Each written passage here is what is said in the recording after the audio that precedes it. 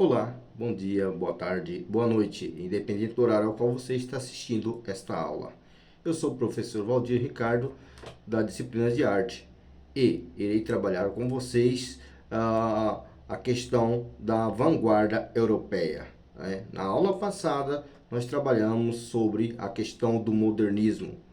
Desta vez, nesse segundo semestre, nós iremos falar um pouco sobre essas vanguardas, como que surgiu a vanguarda, né? As suas características, os contextos da vanguarda europeia, as ordens cronológicas, né? A questão da característica das vanguardas e também, né, é, o, os segmentos ao qual se denominam essa questão da vanguarda europeia. Pois então, quando nós nos referimos à questão das vanguardas europeias, nós referimos a diversos movimentos artísticos, né, que ocorreram lá no começo do século XX em diferentes países, continentes europeus, né.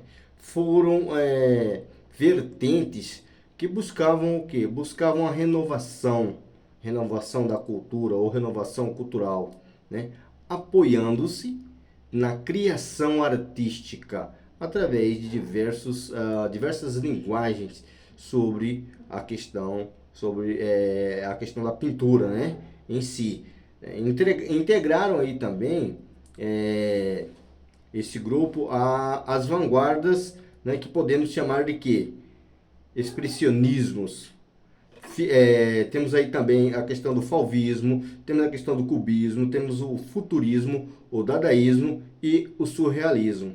Desta forma, né, eles foram o quê? Foram responsáveis por marcar assim a questão de um movimento cultural, né? Um movimento que assim que veio o quê? A influenciar a arte, né? Ou seja, a arte ela varia, né? Ou seja, tem as seguintes é, é, é, movimentações, né? Inclusive, esses movimentos, essa mudança da questão artística, teve também em solos brasileiros. Ou seja, ela também não somente desenvolveu-se ou criou, né? Teve expansão no território europeu, mas teve também no Brasil, né? Através desse contexto histórico, nessa movimentação e características gerais, né? Nós estamos falando de questão global, né? As correntes artísticas ali, elas acabam assim, se despontando, né? Ou seja, elas se despontaram na arte a partir do que? A partir da a primeira década do século passado, né? Dessa forma, o que elas faziam? Elas refletiam o que? Ela vinha refletir ideias de sua época. Marca, nesse caso aí, ela começa o quê? Marcada, né? A questão da marcada, ou seja, estrategicamente, ela se torna marcada por profundas mudanças, né? Ou seja, profundas mudanças no que? No globo, né? Na questão global do desenvolvimento da arte. O contexto histórico aí, ele acaba trazendo o quê? Uma movimentação de inovações, né? Industriais, tecnológica, científica, e assim como movimentos autoritários, né? Temos aí também, por exemplo, alguns movimentos que aconteceu como lá no fascismo na Itália, né? E também e, e os movimentos foram o que? Evoluindo, né? Teve na Itália, teve na Alemanha, né? Além da Revolução da Rússia e também da Primeira Guerra Mundial, né? Ou seja, é um desenvolvimento, um desencadeamento de conhecimento, de envolvimento de todos os casos, né? Até, principalmente na questão artística. O interessante é que assim nesse período houve também um salto na estrutura capitalista e até mesmo a desigualdade entre a burguesia e o proletariado, tá? Se o quê? O que aconteceu? Se acentuam, ou seja, se acentuaram essas questões, fazendo com que o quê? Com que o movimento, olha só, fazendo com que os movimentos por melhores condições de vida, percebe-se que ainda há até hoje, né, sempre essas grandes movimentações, tá? Ou seja, por melhores movimentos, condições de vidas despontem, ou seja, modifique, não fique naquela mesmice, né? Procuram modificar, despertar, trazer inovações, ou seja, movimentos, como por exemplo as organizações sindicais. Hoje, né, nós temos vários movimentos sindicais, né? Nós temos aí vários movimentos de movimento de sem terra, nós temos movimento de sem teto, dentre outros movimentos que nós temos aí, por exemplo, nas questões culturais, né? Nós temos vários movimentos que vêm trazer, né, um desejo de melhorar a questão cultural, não somente nas cidades, no município, mas também em sala de aula. Ou seja, são movimentos que agregam conhecimentos e trazem melhoria. Essa era uma das intenções deles, trabalhar as questões para a inovação, para o conhecimento, buscar cada vez mais melhorar, ou seja, sair daquela mesmice, sair daquele ponto de vista de comodismo, né? Você sai do comodismo para incomodar, ou seja, para trazer algo diferenciado. Ou seja, é nesse caldeirão de contradições, né, e contraste que os artistas ali imersos, eles assim, naturalmente, né, eles imersos ali, naturalmente a arte produzida por ele, ou por eles, né, é impactada por todas as angústias e questões do período, né? Ou seja, todas essas contradições, né? Se você está no movimento, vai ter os contras e os a favores, não é? Né? Mas dentro de todas essas contradições, o que foi feito? Foi através desses recursos, ou seja, também desses estéticos inovadores, né? Ou estéticas inovadoras, que eles conseguiram transmitir novas ideias e ali também exprimir parte da perplexidade deles, né? Que apresentasse na sociedade vigente, ou seja, na sociedade daquele período, daquela época, né? Então, dessa forma, as vanguardas elas propuseram a fragmentação, né, das formas, como se diz, a arbitrariedade, né? Ou seja, a arbitrariedade das cores, aqueles movimentos, né? O exagero e até mesmo o abuso, né? Das cores ali, das suas tonalidades, como forma de espelhar um novo mundo que estava nascendo ali, né? Uma nova revolução artística. E assim, eles traziam ali um tipo de rebeldia, né? Buscando, buscando assim, ao rompimento, né? Com a arte tradicional, ou seja, eles seguiam padrões, né? A partir desse momento, eles procuraram trazer algo diferente, sem seguir aquelas normas ou aqueles padrões, como se fosse um pássaro livre, né? Pensando de forma diferenciada, usando o seu próprio conhecimento, né? Trazendo novas técnicas para estar desenvolvendo seus próprios trabalhos, né? E propondo um olhar totalmente novo acerca da arte e do próprio ser humano. Ou seja, se eu faço algo que eu tenho que seguir o padrão, todos já sabem aquela regra, aquele padrão ao qual devemos seguir, né? Eu preciso criar algo inovador, né? Como já disse em aulas passadas aí para vocês. Por exemplo, eu não vou fabricar um tipo de desenho ou de uma roupa ao qual vai ficar estocada na loja. Todo ano tem aquela mesma peça. Não, eu tenho que criar algo novo, algo diferenciado, algo que possa fazer com que o ser humano tenha um olhar diferenciado sobre aquele conteúdo ou sobre aquele material, né? Dessa forma, ele vai ter o quê? Ele vai ter um olhar diferenciado. O ser humano ele vai ver algo que vai encher seus olhos, né? Que tem uns traços diferentes, que tem um risco diferente, ou tem as vestes que eu estou fazendo, ela tem um corte diferenciado, né? É a mesma coisa de a gente pegar aí hoje em dia uh, um costureiro, né, que trabalha numa loja moderna e você ir lá e pedir para ele fazer um terno para você. Ele vai sair de uma forma. Se você for em um alfaiate, ele vai fazer de outra forma, outro modelo. Muitas pessoas preferem o que? Essa modernização. Outro já prefere o que? O trabalho tradicional. Isso aí a gente vê em todos os campos, não é somente na questão da arte, tá? A gente vê em vários os aspectos, né? Cada um segue um caminho, tem uma forma de se trabalhar, uma técnica para se aplicar naquele desenvolvimento cotidiano dele ou daquele trabalho que ele faz. Não é somente, como eu disse para vocês, não é somente o artista plástico e visual, não.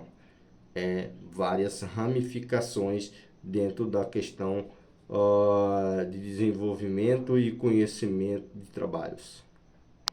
Isso aí foi só um pouco sobre a questão das vanguardas europeias na questão ampla geral, né?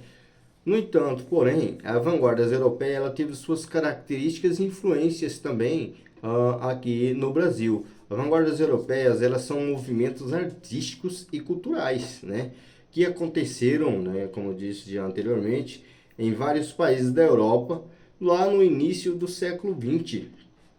As vanguardas, observe só, as vanguardas elas atuaram, né, em diversos tipos de arte, né? Dentre elas nós vamos ter aí a pintura, artes plásticas, a literatura, a arquitetura, no paisagismo e até mesmo na música, né? É, as principais manifestações foram o cubismo, o futurismo, o expressionismo, né, o dadaísmo e o surrealismo, né? Assim, eu conheço alguns artistas que trabalham em diversas áreas, né, da questão das vanguardas europeias. Não sei se vocês já ouviram falar, né, eu acho que eu até comentei com vocês aí.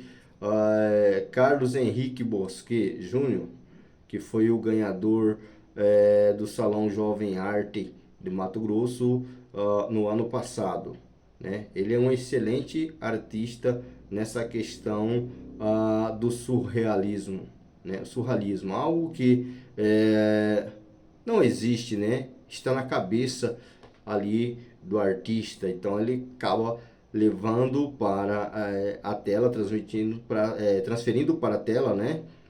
As suas ideias, né? O que ele tem na cabeça ali sobre alguns traços ou manifestações artísticas. E aí ele começa a desenvolver, né? Conforme a técnica, a forma de trabalhar, né? Que no caso ali é um surrealismo.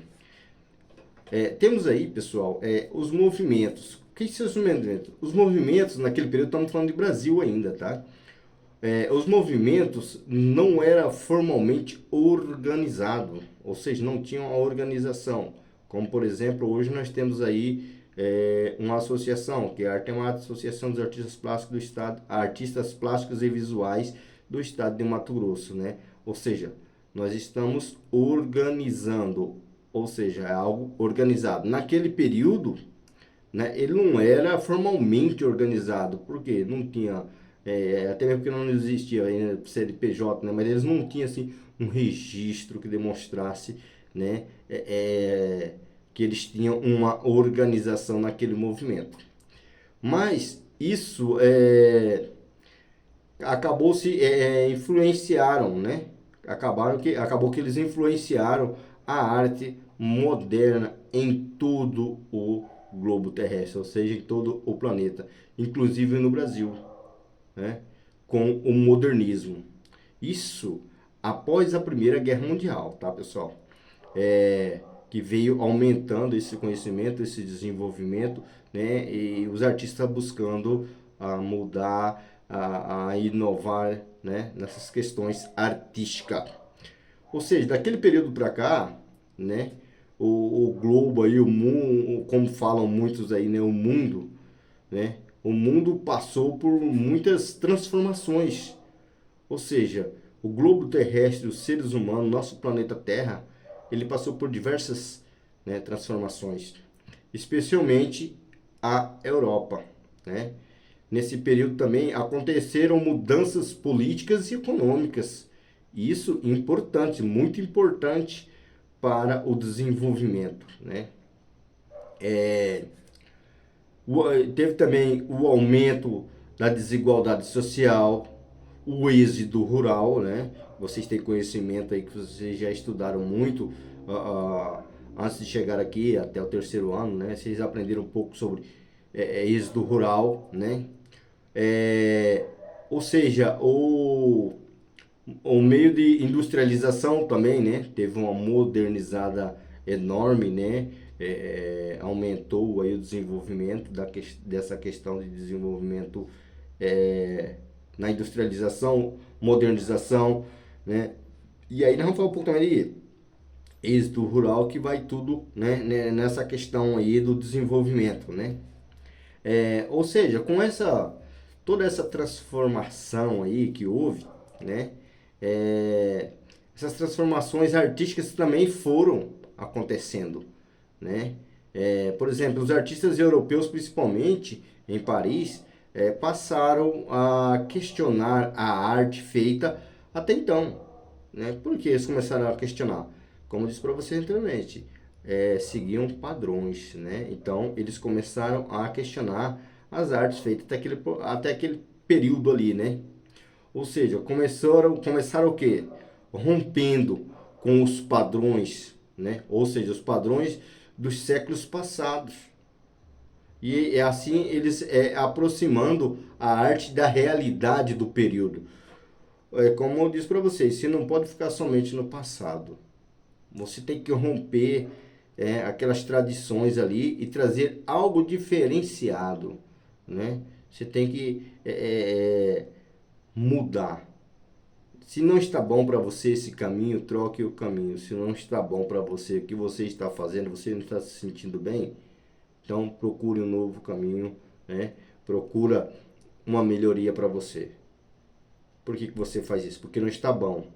Não, você não está se sentindo bem. Então você precisa romper com o que não está bom, com você abandonar o que está ruim para você e procurar algo melhor, né?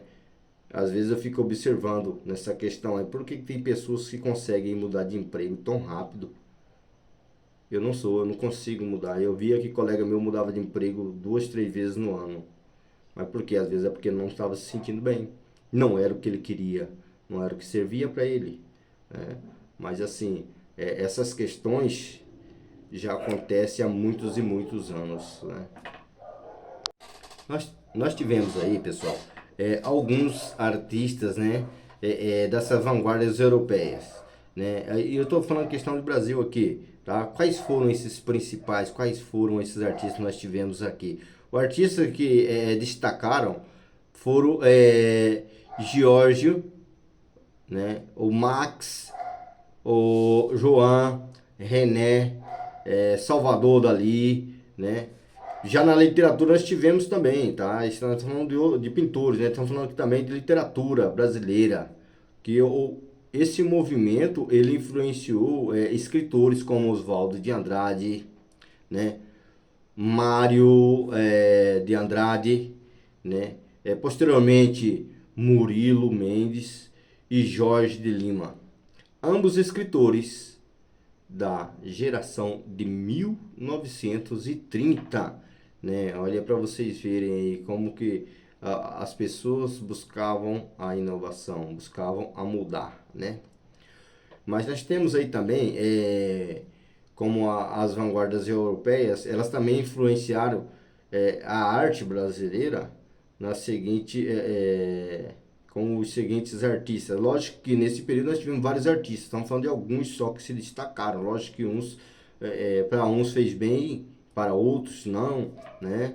Mas tentaram mudar, né? Essa questão da mesmice, né? Trazer algo diferente, fazer parte dessa revolução, né? No Brasil, essas vanguardas europeias, elas influenciaram fortemente na arte e na cultura a partir dos anos 20, tá? A partir dos anos 20. Entretanto, anos antes, houve um artista que já apresentava obras com características expressionistas. Era Lazar Segal, de 1891 a 1957. Então, para vocês verem, antes disso já estourar no Brasil, nós já tínhamos aqui artistas que já apresentavam suas obras mais ou menos com essas características, como por exemplo aqui, né, esse artista ele já apresentava a questão do impressionismo, tá? Esse pintor, o pintor nascido na Lituânia, ou seja, ele não era brasileiro, mas ele estava aqui, né? Nascido na Lituânia. Ele viveu e estudou na Alemanha, vindo ao Brasil em 1913 para realizar uma exposição, ou seja, apresentar suas obras, né? Acontecimento que marcou o modernismo no Brasil. As pessoas ficaram assustadas com aquela questão moderna, diferenciada, né? Algo novo que veio de fora, né? Outros países para poder apresentar, ou seja, de outro país para fazer uma exposição no Brasil. É como a gente falar assim, vamos fazer uma exposição, né, em Cáceres de um artista lá de São Paulo, né? Ele tem seus traços diferenciados, suas pinturas diferentes. As pessoas vão gostar, as pessoas vão olhar, nossa, eu não sabia que isso dava tanta repercussão, esse tipo de pintura, esse tipo de arte, né? Então são questões assim de encher os olhos do observador, né? E lá em 1924, o Segal se mudou para o solo brasileiro, ou seja, ele veio morar no Brasil de vez. E aí ele passa a produzir telas, né, com temáticas do novo país, ou seja, do seu local, né, da atualidade. Esse pintor, ele também foi foi o primeiro a trazer, né, a questão do frescor, tá? O frescor e também da crítica. Olha só, ele trouxe o frescor e crítica inerentes às vanguardas. Ou seja, o artista sempre ele vai ter uma crítica ou ele sempre vai ser criticado, né? Porque não existiria o artista se não houvesse, né, se não existisse aí o crítico. Ou seja, de qualquer forma, era ainda um olhar estrangeiro, né? De qualquer forma, era um olhar estrangeiro dele para com essa nova modalidade. Por isso não foi rechaçado, né, de maneira muito intensa. Só que isso não foi para todos os artistas. Teve artistas que o desenvolvimento foi diferenciado, né? A forma do tratamento também foi diferente, bem mais pesada ou às vezes até mais leve, né, do que aconteceu com ele. como eu ia dizendo para vocês, né, que nem para todos foi por igual, né? A mesma coisa não ocorreu com a pintora brasileira Anita Malfatti. Anita Malfatti, que é de 1896 a 1964, que depois de estudar arte na Europa, é, ela acabou influenciou-se, né, pelas vanguardas. Realizou exposição em 1914 e em 1917. A última mostra dela foi, foi duramente criticada, né, pelo escritor Monteiro Lobato, ou seja, pelos próprios companheiros brasileiros, né, que faziam parte desses movimentos. Eles acabaram criticando também suas obras, né? Assim, a partir da repercussão negativa que teve tudo, né, essa questão da Anitta aí, que é a artista, outros intelectuais passaram a se aprofundar cada vez mais, né, em novos propósitos estéticos, ou seja, estéticas vindas de fora. Olha só, começaram a ter um pensamento diferenciado. Idealizaram então a Semana da Arte Moderna de 1922, evento no qual exibiram suas produções com inspirações nas correntes estrangeiras, né? Mas o que? Mas com um olhar voltado para os temas nacionais. Tais obras que eles desenvolveram, que eles apresentaram, né, embarcavam tanto as artes visuais como também a literatura e até mesmo a música, né? Nós temos aí vários casarios que foram criados pela inspiração da Semana da Arte de 22, né? Que foi na Bienal de São Paulo, né? Como eu disse já na aula passada, aqui em Castro nós temos algumas casas que foram criadas através dessa exposição que teve lá. Inclusive a Casa Rosada, que está com a data de 1923. Porém, foi através da visita do proprietário na semana de 22, né, no ano anterior, em São Paulo. Ele se inspirou e acabou construindo essa Casa Rosada, que é aquela casona antiga que nós temos ao lado da Caixa Econômica Federal. Podemos citar também como personalidade que sobressaíram, né? Que sobressaíram nesse momento e nos que surgiram aí: Oswaldo de Andrade, como eu disse para vocês anteriormente, Mário de Andrade de Cavalcante, Tarsila do Amaral, Vicente, né, Dorrego Monteiro, Minotti, né? Dentre outros aí, nós temos vários outros artistas que sobressaíram, né? Tem alguns que não se deu bem? Tem, pessoal, né? Porque vocês imaginam, se todo mundo só se desse bem? Não tem como, né? Porque eu vou sair bem, vou sempre pensar positivo. Ok, você tem que pensar positivo, mas sempre um vai sobressair ao outro, um vai ter um conhecimento maior, né, da população, do seu desenvolvimento, ok? Como eu ia dizendo para vocês, essa questão do contexto das vanguardas europeias, né, eles surgiram, né, ou seja, esse movimento artístico, né, ele surgiu para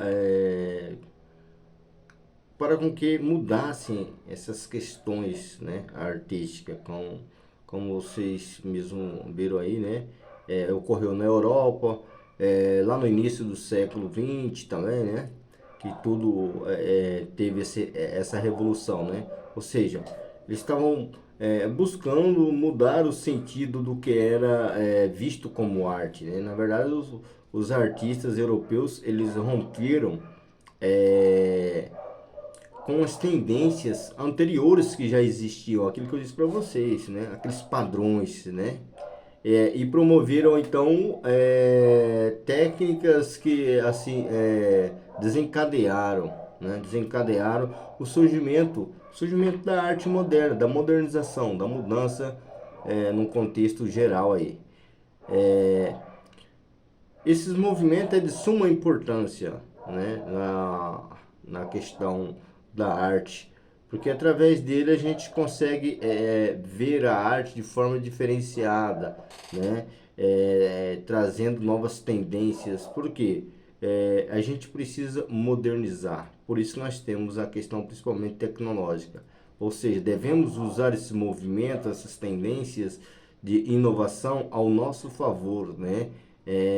Para que possa beneficiar também a arte, para que possa beneficiar os estudos, dentre outros mecanismos, né? Outros caminhos a ser seguido com a utilização da questão da modernidade tecnológica. Né? E assim eles já vinham trabalhando nessa questão de desenvolvimento, modernização e inovação ao que se refere ao conhecimento do que vem a ser a arte.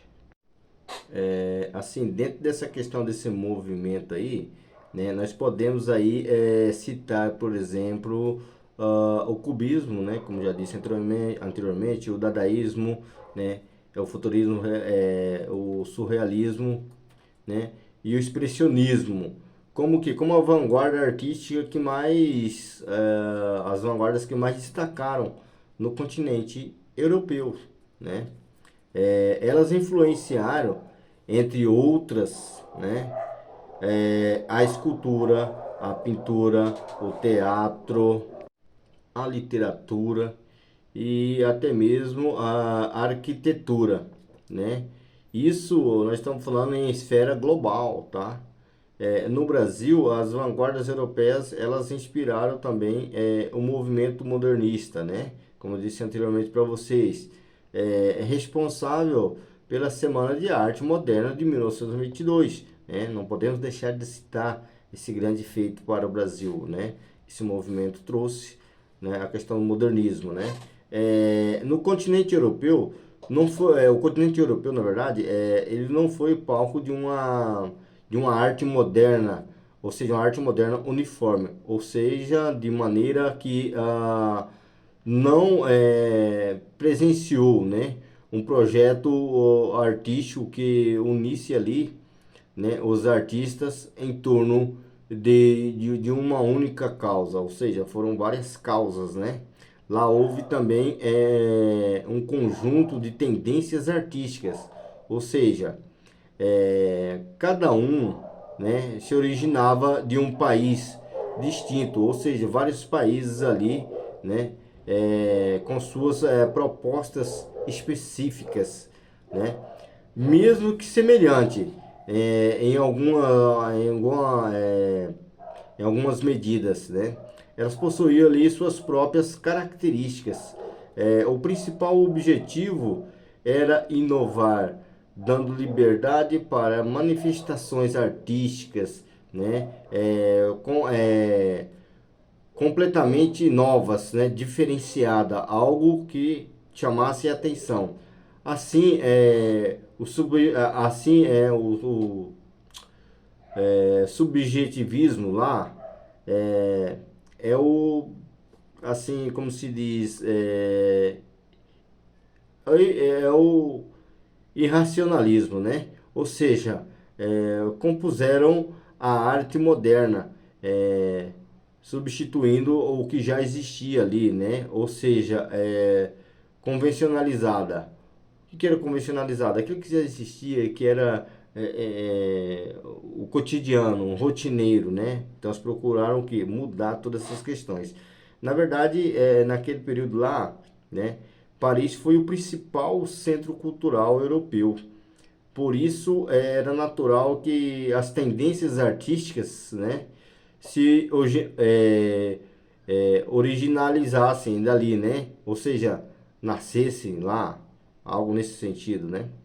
Tais ideias também surgiram em um momento agitado, ou seja, antes, durante e depois da Primeira Guerra. Um momento de agitação, de alvoroço de guerra, né? Foi tendo esse movimento, essa causa, né? E deu continuidade, lógico, né? Depois da Primeira Guerra Mundial.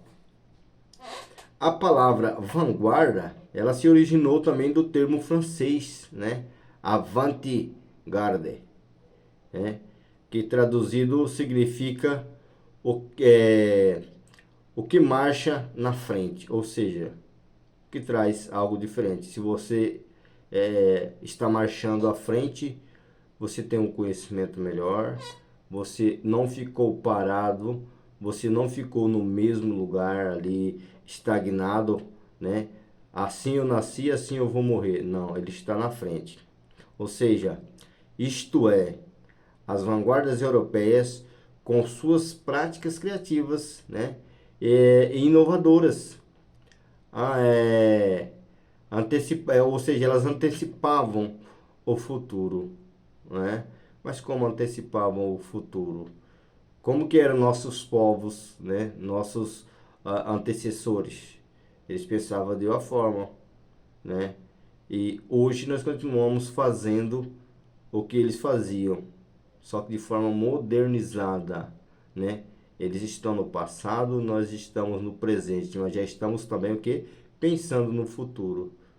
Creio eu que naquele período eles pensavam no futuro. Por isso que eles o que? Procuravam conservar cada vez mais. Hoje, nem todos pensam no futuro, né? Acaba trabalhando o que tem de trabalhar, só que deixa, né, algo assim, ser superior a você. Você não pensa no futuro. É necessário que se pense na questão futuro. Estou falando não é somente na questões de bens materiais, não. Estou falando da questão cultural mesmo, né? De conhecimento, de arte. Hoje o futuro está moderno, o presente está moderno, né? Mas no passado as crianças brincavam. No passado eles conheciam arte, eles conheciam cultura. Hoje qual é a cultura de uma criança? A cultura da criança nada mais é que ficar jogando no celular, né? Isso aí é uma cultura nova e tendenciosa também, né? Só que nós não podemos esquecer a cultura passada, nós temos que modernizar a cultura, né? Modernizar no sentido de questões culturais, não podemos deixar perder esses conhecimentos, né? É necessário que pensamos no futuro? Sim, é necessário. Porém, pensar no futuro é saber o que vai fazer bem lá mais à frente, né? Ou seja, os principais movimentos artísticos das vanguardas também naquele período, que foram esses que eu disse para vocês aí, né? Os cinco aí, ó, que é o cubismo, o dadaísmo, o futurismo, o surrealismo e também o expressionismo, né? Esses foram como se diz, o pivô essencial do desenvolvimento dessa questão artísticas das vanguardas europeias. Agora vamos falar um pouquinho aqui, pessoal, sobre a ordem cronológica, né, das vanguardas europeias. Observem só, as vanguardas europeias, na verdade, elas foram, eles, né, esse movimento todo aí, foram os inovadores, né, os movimentos artísticos ocorridos lá no início do século XX na Europa. O cubismo de 1907, o futurismo 1909, o expressionismo 1910, o dadaísmo 1916 e surrealismo de 1924. Cada um deles possui uma característica própria, ou seja, uma forma própria, né? Sua própria característica, mas todos compartilham um próprio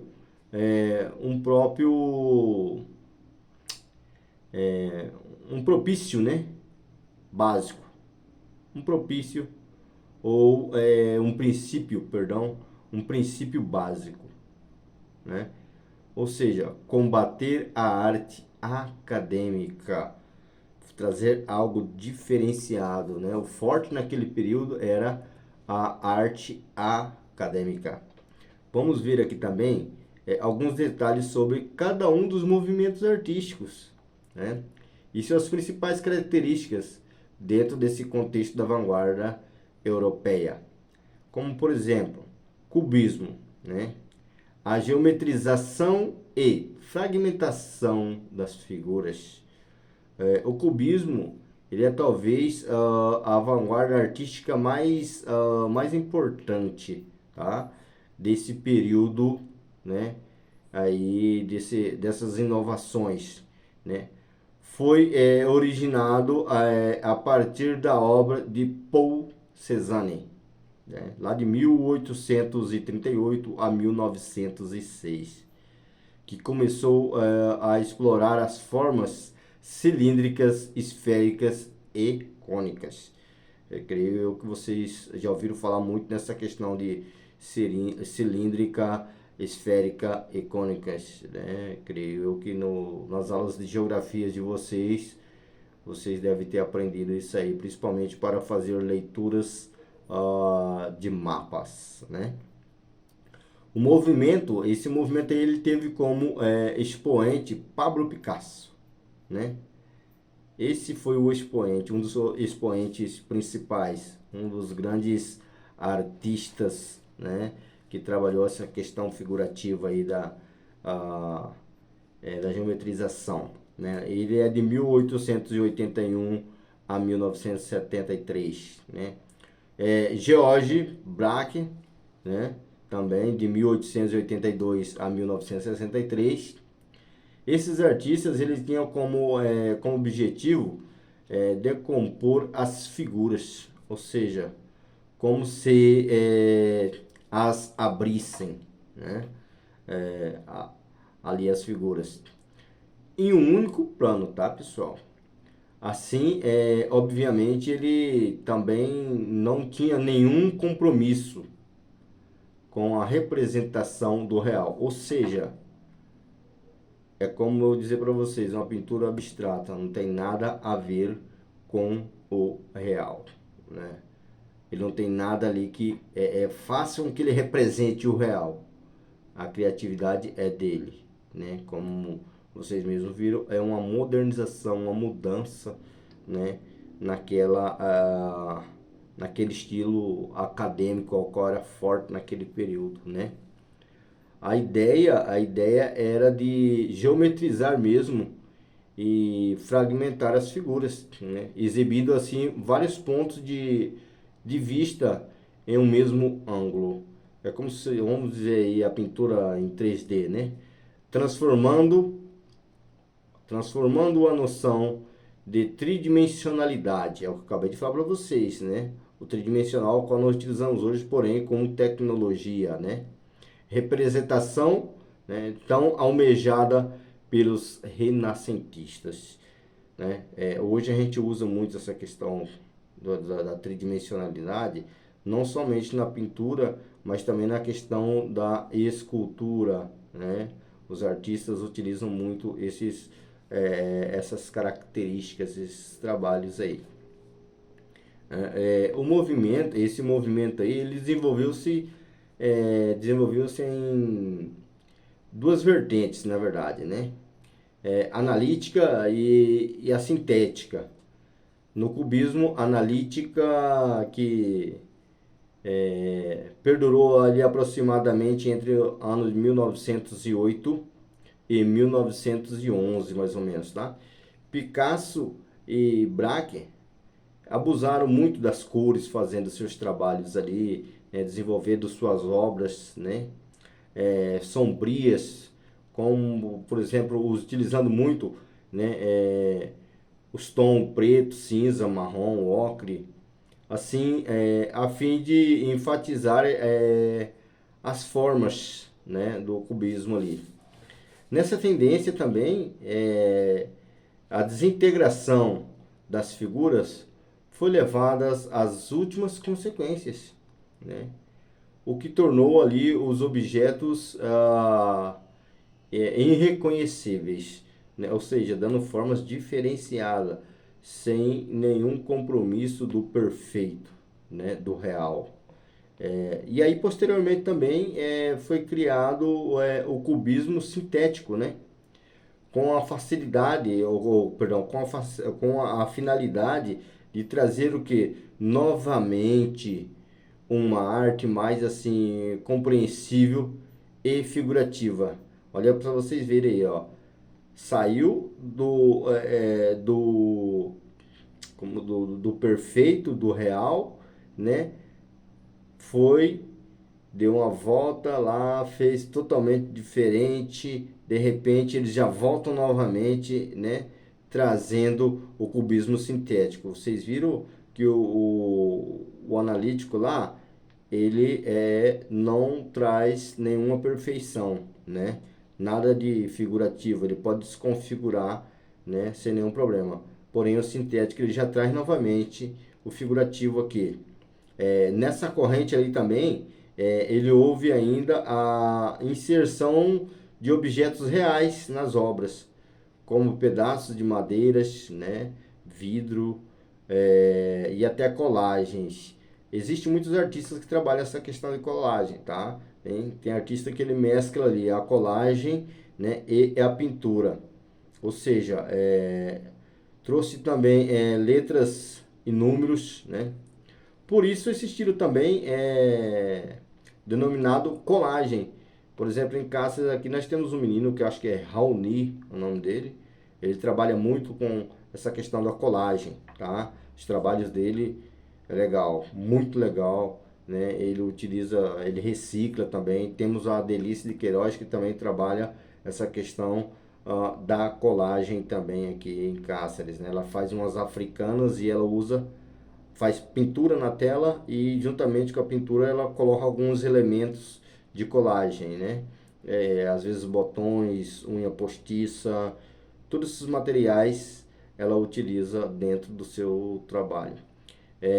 Temos aí também, pessoal, a questão do futurismo. O que vem a ser o futurismo, né? A velocidade e a velocidade ela se torna agressiva, não, agressividade como propósito. Observe só, olha o propósito dele, agressividade, né? Destoando das demais vanguardas. Ou seja, o futurismo, ele foi um movimento que exaltou assim uma ideologia calcada na violência, né? Tecnologia, industrialização e dinamicidade. Olha só, dinâmica, né? Temos ela também aí, né? Industrialização, modernização, tecnologia, né? Ou seja, ela foi elaborada pelo escritor Filippo, né? Lá de 1876, 1944. O Manifesto Futurista, ele é de 1909. Ele era direcionado principalmente à questão literária, ou seja, à literatura. Passado um tempo aí, pessoal, também houve a integração das artes visuais, né, que veio com Umberto, né, Umberto Baccioni, lá de 1882 a 1916. Tivemos também o Carlos Carrà, de 1881 a 1976. E também o Luigi Russolo, que é de 1885 a 1974. E também tivemos aqui, né, Giacomo Balla, de 1871 a 1958, tá? Esses artistas, eles buscavam aí retratar a rapidez do mundo moderno, ou seja, do período moderno, né? Apoiando-se em ideias fascistas e também cultuando a violência, né? Alguns integrantes da vertente, inclusive, uniram-se, né, posteriormente aí, ao Partido Fascista Italiano. Ou seja, os artistas nem sempre foram como as pessoas veem na atualidade, né? Os artistas também eles se rebelavam. Os artistas também faziam parte de grupos, né, que representavam a questão da violência, né? Porque na verdade o artista ele é um ser assim que ele representa dentro da sua própria, dentro do seu desenvolvimento artístico, várias manifestações, né? Não é só paz e amor também, né? Como as pessoas falam aí. Não, o artista ele vai expressar o que está passando naquele momento, o seu sentimento, ele vai expressar ali na sua obra de arte, tá? Nós temos aqui no expressionismo, eu falei para falar para vocês, a expressão, né? O expressionismo, o que é o expressionismo? O expressionismo é a representação da angústia. O movimento expressionista, ele ganhou corpo com a criação de um coletivo intitulado Die Brücke, ou seja, a ponte, né? Idealizado pelos artistas Ernst, de 1880 a 1938, e Erich, de 1883 a 1974, né? Temos aqui também Karl Rotteff, de 1884 a 1976. E assim, esse movimento é de suma importância, né? Que vocês procurem também pesquisar, a estudar um pouco mais, porque assim, o que eu estou passando para vocês aqui é somente um apanhado geral da questão artística desse desenvolvimento, né? E que vai ajudar vocês aí para desenvolver melhor a sua prova, né? Para você entender um pouco mais na hora de fazer a sua prova lá no Enem, você ter um conhecimento. Lógico que se a gente fosse trabalhar todos esses conteúdos aqui, nós iríamos trabalhar aí há 2, 3, 5 semanas aí trabalhando direto para a gente aprofundar cada vez mais. Isso aqui só para estar ajudando vocês a ter um pouco de conhecimento a respeito do conteúdo. Para vocês terem uma ideia, esse grupo que eu acabei de falar para vocês aí do expressionismo, tá? Eles tinham como intuito retratar assim sentimentos, ou seja, sentimentos intensos, né? Como medo, né? A angústia, a ansiedade, a solidão e até mesmo o desamparo. Então, por isso, as obras expressionistas tinham um caráter pessimista, né? Ou seja, só o lado ruim ali, talvez agressivo e até mesmo exagerado, né? Com as cores ali, os contrastes ali também, a questão das pinceladas, né? Com que eles movimentavam seus pincéis, né? Ou seja, questões vigorosas mesmo, né? E aí dessa forma, o expressionismo é também um contraponto, ou seja, ao estilo impressionista, né? Positivo. Olha só, é um contraponto do impressionista positivo e também luminoso, tá? Surgindo, isso aí surgindo anteriormente, né? Surgido anteriormente lá. Artistas importantes para o surgimento da questão da corrente foram Edvard, Vicente Van Gogh, sendo também o primeiro considerado precursor, né, da vertente. Ou seja, esses aí foram os primeiros precursores dessa vertente, né, da questão do expressionismo, tá? Nós vamos passar agora aqui para o dadaísmo. O que vem a ser o dadaísmo? O dadaísmo nada mais é que considerado como a anti-arte. Por que a anti-arte? Observe só, com a ocorrência ali da Primeira Guerra, vocês observem aí que tudo está vindo a partir da Primeira Guerra Mundial, né? Então, com a ocorrência da Primeira Guerra Mundial, lá de 1914, 1918, né?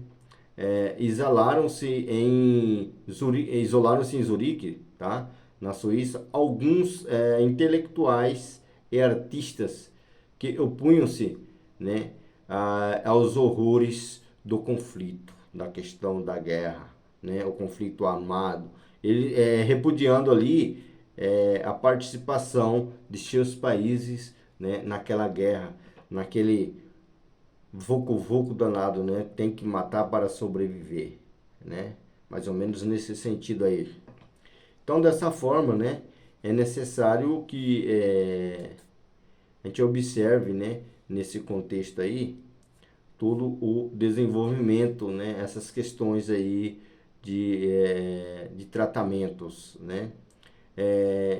E assim, profundamente descrentes do mundo, ou seja, do globo terrestre aí, em que viviam, né, aquelas pessoas que ali estavam exiladas, né, fundam ali um movimento com o intuito de exibir ali a perplexidade, né, e até mesmo o absurdo de seu tempo, ou seja, para eles era o fim do mundo, né, o absurdo, o cúmulo, né, daquele período.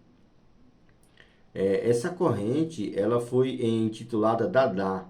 Esse termo escolhido ao acaso ali foi quando o poeta Tristan Tzara, de 1896 a 1963, ele abriu um dicionário e ali ele pousou seu dedo, colocou seu dedo sobre a palavra, né? E a palavra que em francês significa é, cavalinho, tá? Cavalinho é o significado do Dada, cavalinho. Assim nasceu o dadaísmo, né? É, que também pretendia ali criar uma arte baseada em um pensamento livre, né? E espontâneo, que via, né, no acaso ali uma ferramenta para o processo criativo, tá? A principal ideia desses artistas ali era criticar, observe só, criticar e satirizar ali também a norma vigente, né? Que havia levado assim a Europa para um caminho de guerra e destruição. Ou seja, eles não estavam contentes, não estavam satisfeitos. Portanto, a corrente ela ficou assim restrita, né? Às artes, pois assim restrita, fechada somente às artes, né? Pois assim propunham uma mudança cultural e ideológica, tornando assim, ou seja, denominando como anti-arte, ou seja, desconstruindo, né, a questão artísticas, né. Nas artes visuais ali, quem mais se destacou foi Marcel Duchamp, que ele é de 1887 a 1887 a 1868, né? O artista francês ali, ele causou alvoroço, né, ao apresentar um objeto pronto como arte, né? Muitas pessoas não se avaliam dessa forma, né? O chamado ali de Redmi Mads, né? Que é uma de suas obras, né? É a famosa fonte de 1917, ou seja, um mictório. Ou seja, um mictório é o mesmo que é o urinol ali que é utilizado em bares, em restaurantes, né? Aquele que vai adaptado na parede ali, né? E assim, como se diz,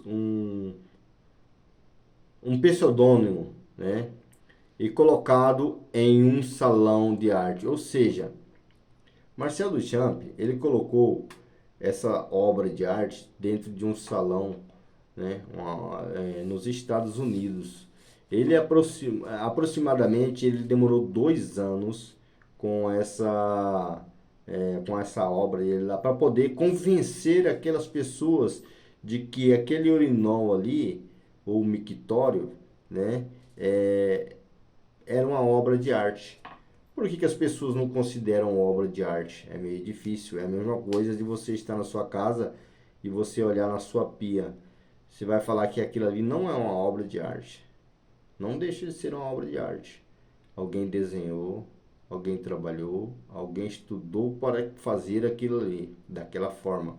A diferença é que está que aquilo ali é um material que foi feito em grande escala, né? Não é porque foi feito em grande escala que você não vai considerar que é uma obra de arte.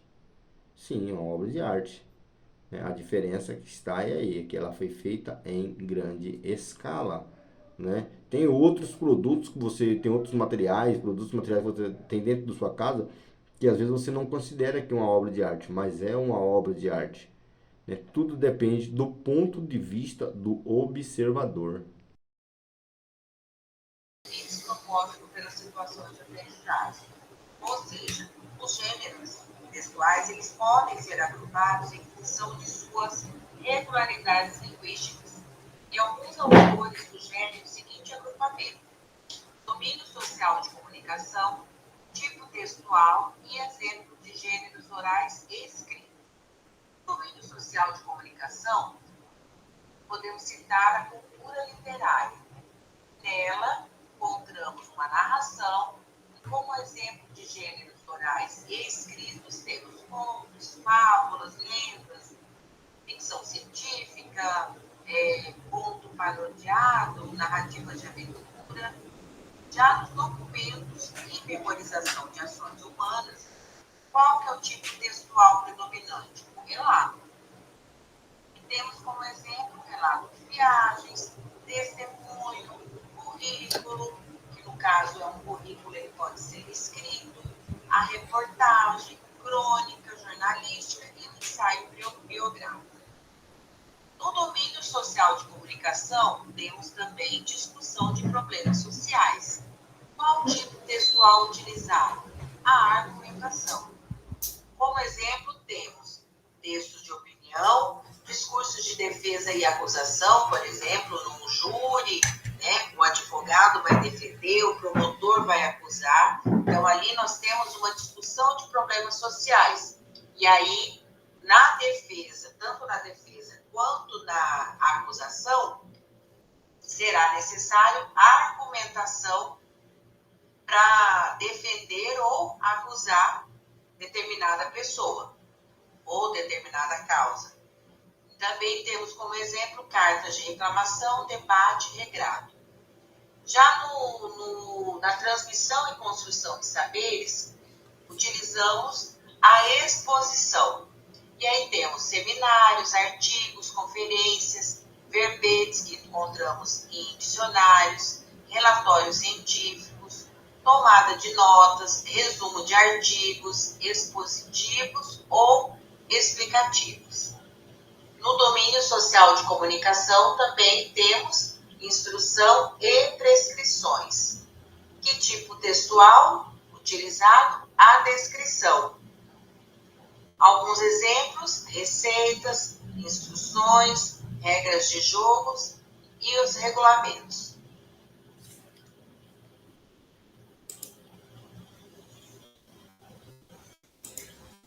Já a tipologia textual é um conceito que se refere às estruturas linguísticas dos textos, ou seja, define a predominância de expressões e estruturas sintáticas presentes, os elementos que caracterizam e permanecem em cada tipo, além de indicar o objetivo comunicativo de cada um.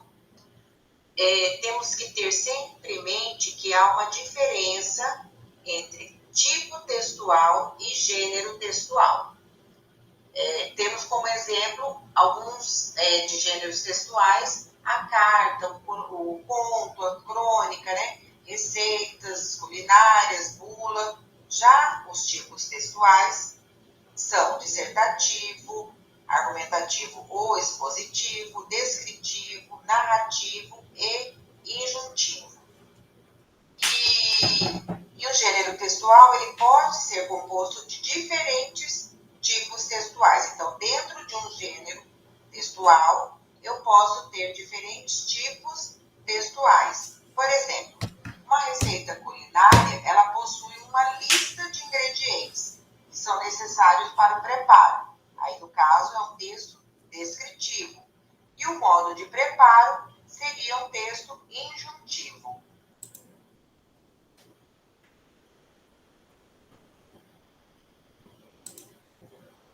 A narração é o primeiro tipo textual que iremos discutir. A narração é um tipo textual que se dedica a relatar uma história, ou seja, contar uma história, fictícia ou não, apresentando os personagens como protagonistas dos fatos, narrados em tempos e espaços específicos. Essa tipologia se aplica a diferentes gêneros e prioriza um ou outro elemento a depender da função do gênero. Como exemplo da narrativa, temos o romance, o conto, a fábula, a crônica. Então, na narrativa, você vai ter o personagem, dentro dessa narrativa você vai ter o diálogo desses personagens, o tempo onde se passa, o espaço específico onde acontece a narração. Então, a narração é o primeiro tipo textual que veremos. Relato pessoal é um gênero textual predominantemente narrativo, que consiste em contar sentimentos, pensamentos ou vivências pessoais a outra pessoa. Relatar experiências e acontecimentos de forma oral ou escrita é uma das atividades mais comuns no cotidiano. Percebemos isso principalmente nas redes sociais, né? No Instagram, Facebook, Twitter. O que mais se vê dos chamados influencers são os relatos de vida. Eles acordam relatando o que eles fazem e aí eles passam o dia inteiro fazendo o relato de cada acontecimento vivido naquele dia.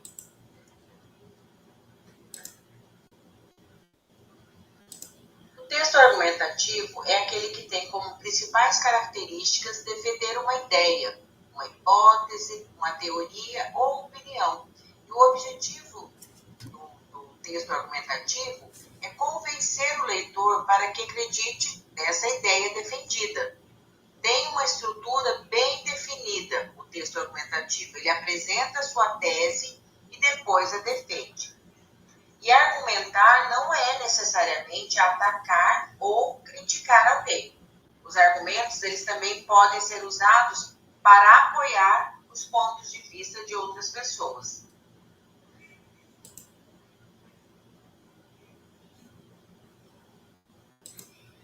O texto expositivo é aquele que tem o objetivo de apresentar um assunto ou acrescentar informações sobre determinado tema. Sua estrutura baseia-se na composição ou decomposição de um assunto, utilizando para isso explicações e dados de outras áreas, a fim de funcionar como um texto informativo. Como exemplos de texto expositivo, temos os seminários, as palestras, conferências, entrevistas, os trabalhos acadêmicos, as enciclopédias, os verbetes de dicionários e as atas. Atas que podem ser redigidas numa reunião de grêmio estudantil, numa reunião de bairro. Então, você tem a ata lá para documentar aquela reunião.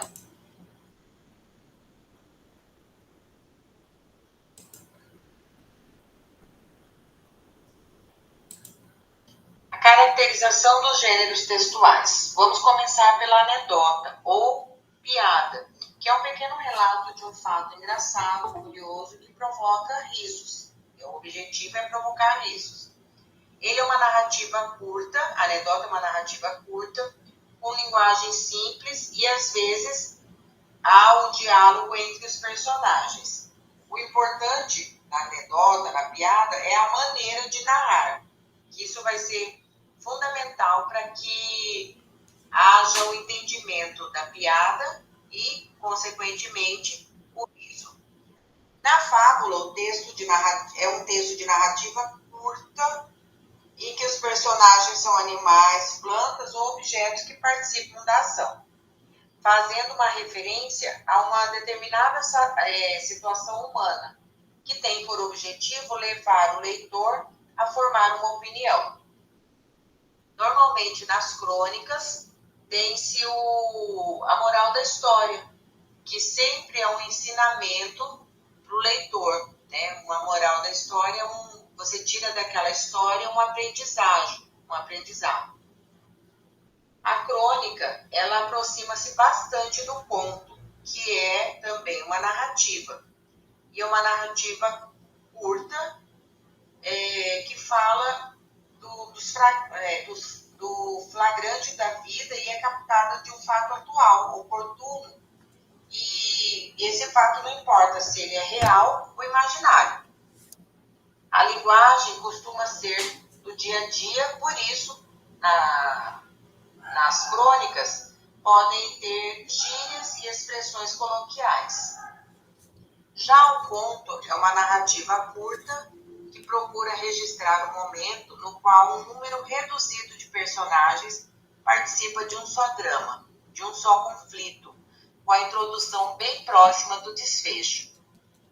Já a novela, diferente do conto, ele é uma narrativa média e se caracteriza por uma variedade dramática em que há várias unidades de ações interligadas, ou seja, vários núcleos dentro de uma mesma novela. Você tem o núcleo cômico, o núcleo dramático ali da novela, e ao contrário do conto, a novela apresenta um grande número de personagens, sendo alguns deles principais e outros secundários. A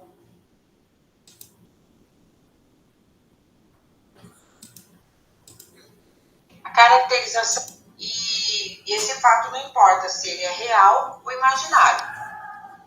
A linguagem costuma ser do dia a dia, por isso, nas crônicas, podem ter gírias e expressões coloquiais. Já o conto é uma narrativa curta que procura registrar o momento no qual um número reduzido de personagens participa de um só drama, de um só conflito, com a introdução bem próxima do desfecho. Já a novela, diferente do conto, ele é uma narrativa média e se caracteriza por uma variedade dramática em que há várias unidades de ações interligadas, ou seja, vários núcleos dentro de uma mesma novela. Você tem o núcleo cômico, o núcleo dramático ali da novela, e ao contrário do conto, a novela apresenta um grande número de